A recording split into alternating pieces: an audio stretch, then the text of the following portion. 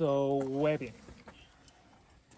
webbing, I think that the main advantage is that for the how light it is, it's rated at 4,000 pounds.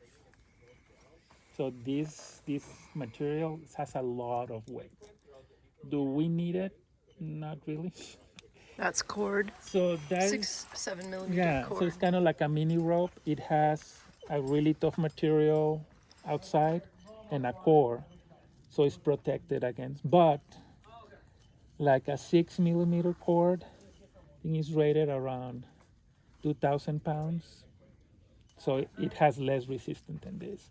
And once you count that you're gonna put knots on it, so you have 2,000 knots, you had 1,000, right? And this one you put a knot and you are at 2,000. But again, do we need all that? Chances are like no, because when you look how the overhand lies on the flat material, it's just it's more inspectable. You know what's going on, as opposed to, for example,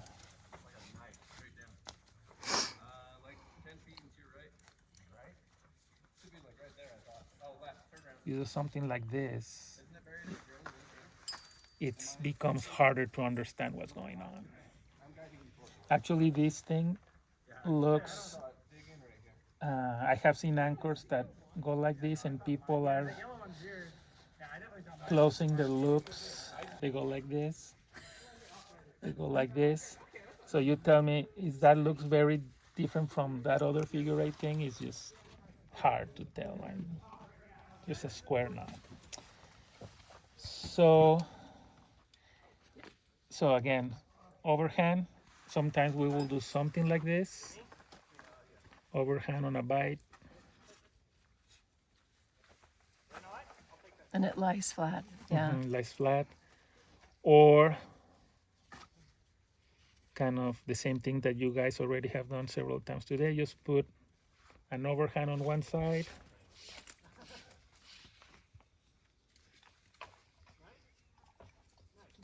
And retrace it.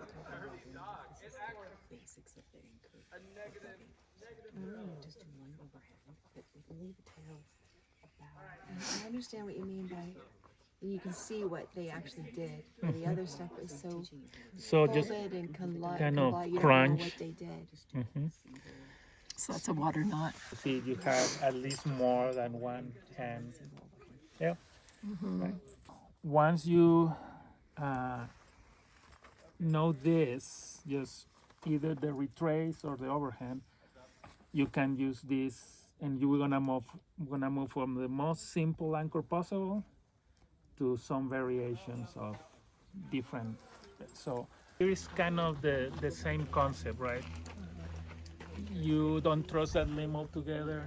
You don't trust this limb alone. So you will have a 2-point anchor. And in order to make this work, you put an overhand here.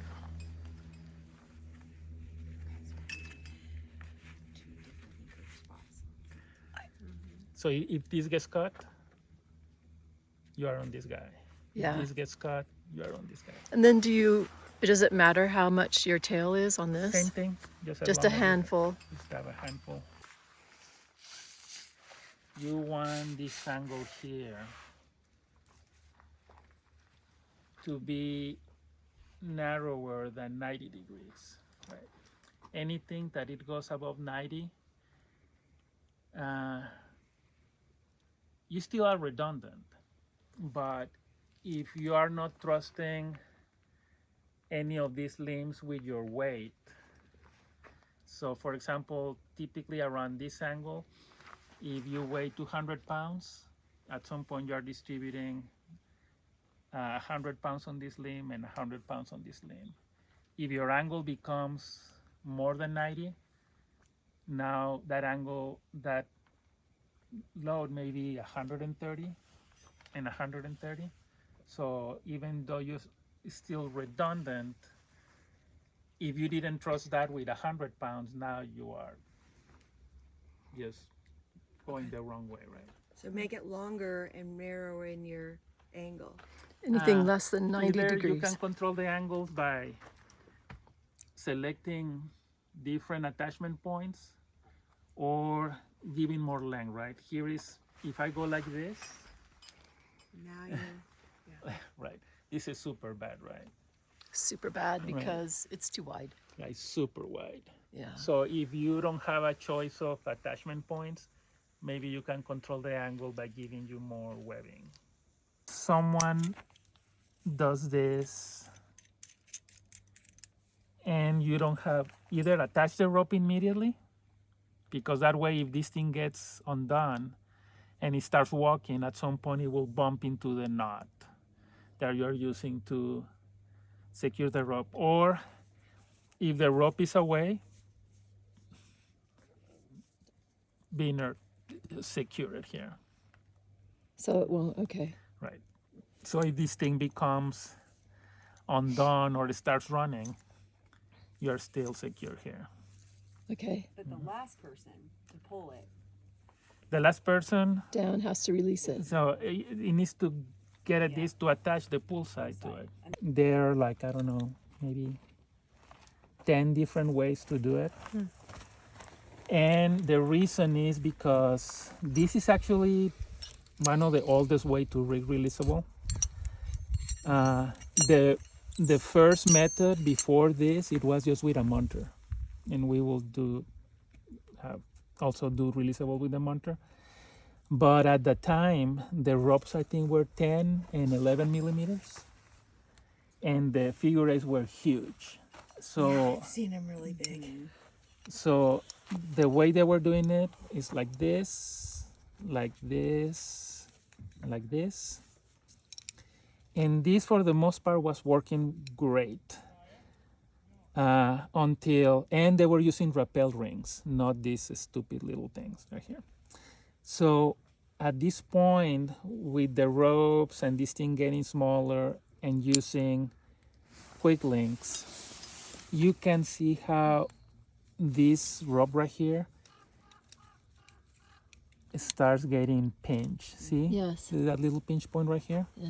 How it's getting a little, this rapid is digging into that guy. So to release it became very challenging. Right, so when you want to release this and help someone, this thing was just getting stuck there. Yeah. So because of that, they just went nuts trying to do way too many variations. The current variation that seems to be tested and approved and everybody kind of recognizes all over the world is this guy. And the way you rig this is just basically you identify the rappel side, this guy, you grab your 8, you put the rope through the tail of the 8, you rest it against, and you basically verify like, yep, you run it a little bit, say, yeah, it's running. And now you go like this, Wrap it over, around. and like this. Is there a name for that? This is called the secure compact. Secure compact. Right? Then And carabiner. carabiner here, and carabiner backside. And dragging here.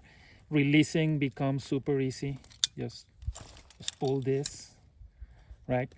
Problem is that if you have a super fat rope with a super tiny figure 8, this becomes an issue. The trying to squeeze a stiff rope. Or the super fat repeller. Right.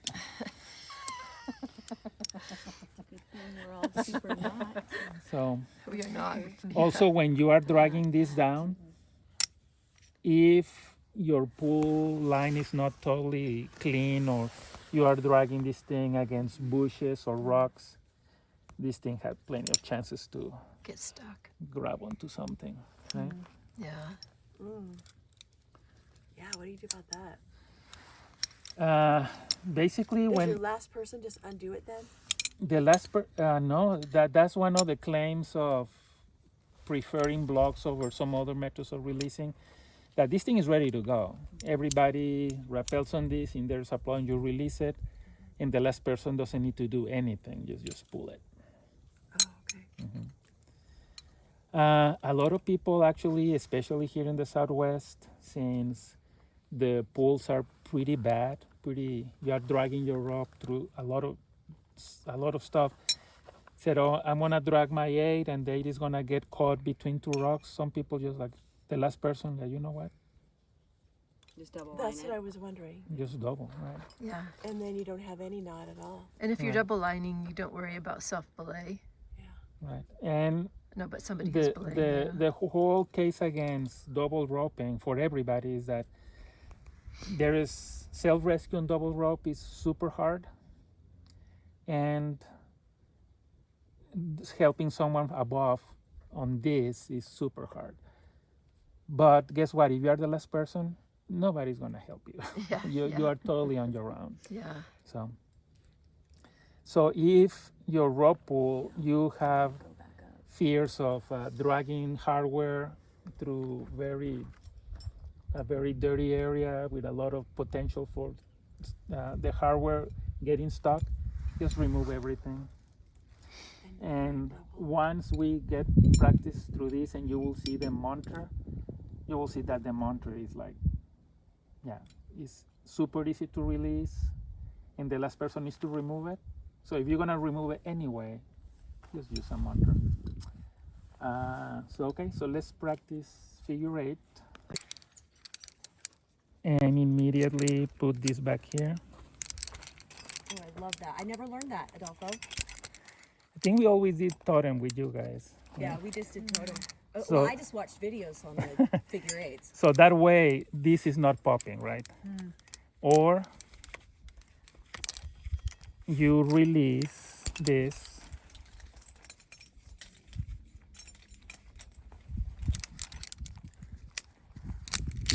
And you clip yourself to it. It This, just doesn't let that neck pop off. right, even this dead neck pops, it won't go off. You have this thing preventing it. And with this, you can either, Are you releasing me? so if I let go here, Yeah. is less speed. If I use my weight to get separation, it's faster. Ah. And it's So that's pretty brilliant. Okay. so you can use your own safety tether.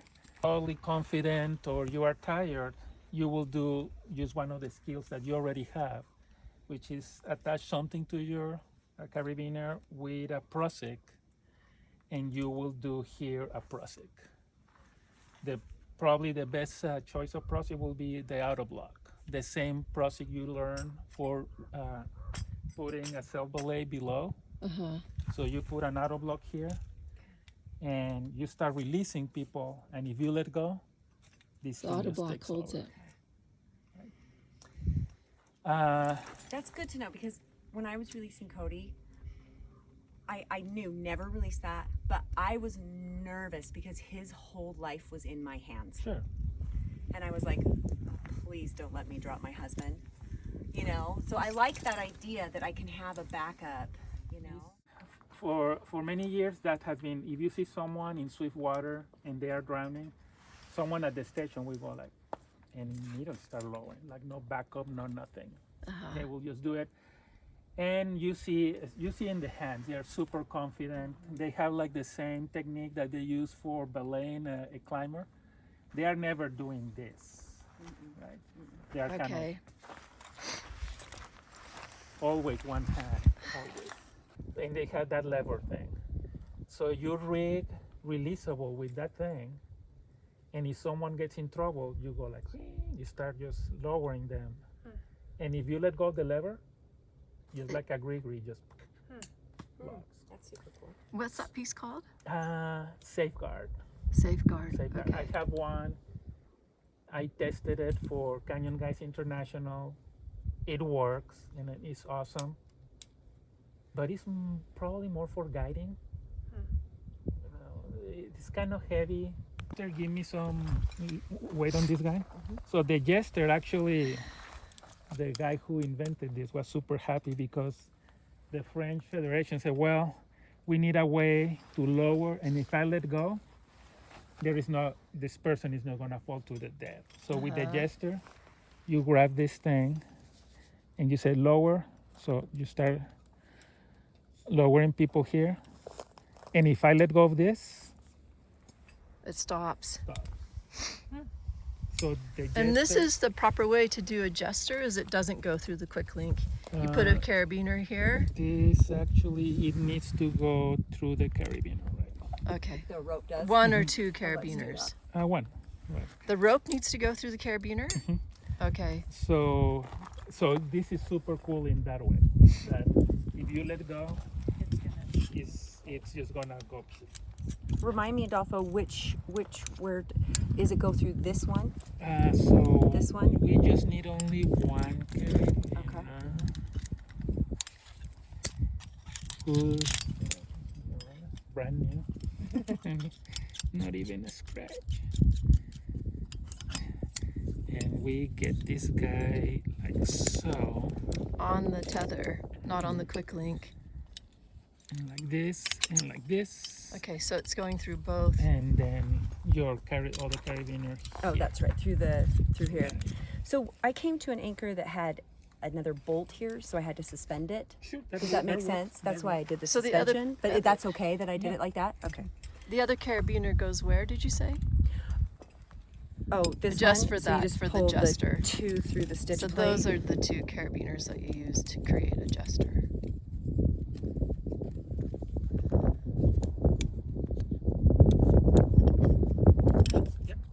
But so how I had that, if I did have to suspend it because it was a bolt instead of a thing, was okay.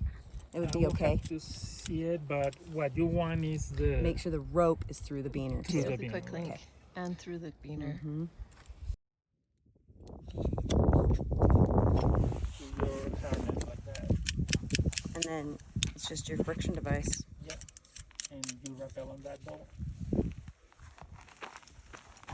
And that way you don't have any knots And you just or any stop by hardware pushing it driving. in. And you Okay. can go, I didn't you get can a really turn good it shot a of little and that. go faster. Or you can, you know what I mean, have more control. Backside or a rescue side. The thing that we are not using. Backside, rescue side. Okay. This is our rappelling line. It's usually a good practice to place yourself in the middle. So that way you know exactly that how the last person is gonna come down. It's really handy to have your rappel side on the correct side and the bag just hanging on this side as you're coming down, or just throw it as opposed to the other way, right? If we are rappelling on this side, cross this thing over and have this thing on this side, and now we are just introducing this twist. This is a stock rope. If at the top you end up with something like this, when you are recovering the rope, you see what's going on here, right? It's going to stop it. It's going to stop. Yeah. it. So here, if you were doing the figure eight, you will rig your figure eight here and rappel, right? Anything that we rig on this side is a block. It can be a beaner block. It can be a figure eight block, which is releasable. It can be a totem block. So anything and everything that we do a block, either static or releasable, is ready to recover. Anything that we rig on this side is a suspended system, like the one that Chris showed, the Jester. It was really working. It was not blocking. it was just introducing friction on this side. So it's a suspended system, and suspended systems, they are not recoverable. They need to be derigged before we pull the rope. So the oldest system is a Munter. So the Munter is a suspended system. All we need is a carabiner. So the Munter always goes on the wrap side. Is that what you're saying, Adolfo? Right. Yeah. So Okay. see? Even if, or rig it on the wrong side, Even though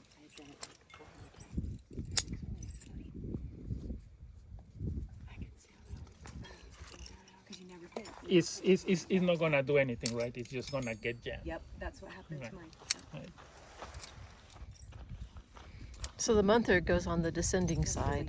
The carabiner goes on the descending side. Yeah.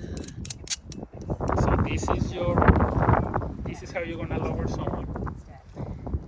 You check the same is running, and then you secure it with a mule. It's just remembering everything. With an overhand.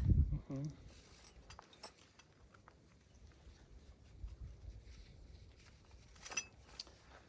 So now we have someone here ready to rappel. If someone, give me a little bit of weight here, gets into trouble and they are asking to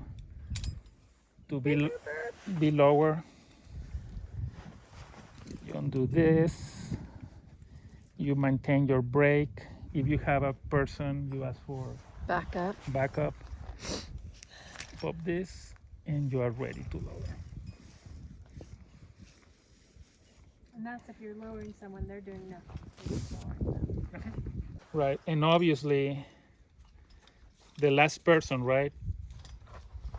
This is, you cannot retrieve this thing. Right. The last person needs to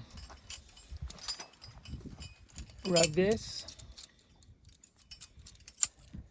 and here decide if they want to go double, right? Or they create a block. Or since you already have the binner here,